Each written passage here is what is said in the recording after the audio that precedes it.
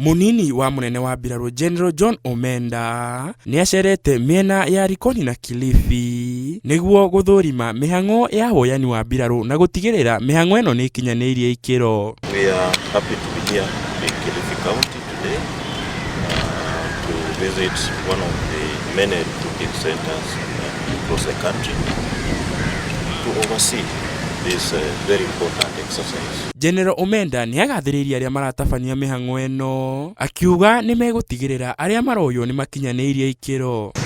The teams have been able to do a good job and we've been able to at least achieve our purpose.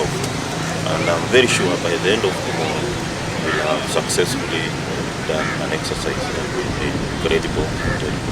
Some of the multi-agency teams that we are working in close cooperation with is the NIS, the DCI, and together with the county government of each and every area that we are visiting. Omenda ugite ni akenetio ni muingi kuona ni meyumiritie na njira nene akimera ati mĩhang'o eno iratabanio hatari marihi. And we are impressed with the high number of Kenyans who have turned out. They are young, eager, patriotic, very fit, and something we noted this year especially is they are very calm and disciplined, and they know the importance of joining Kenya.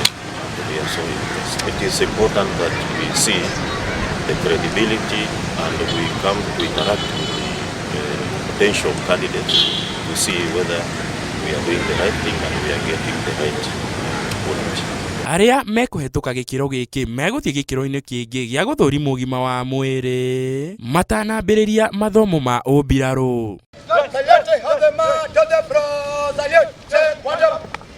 Ngĩribotera Inooro TV, njĩtagwo Francis Garuya.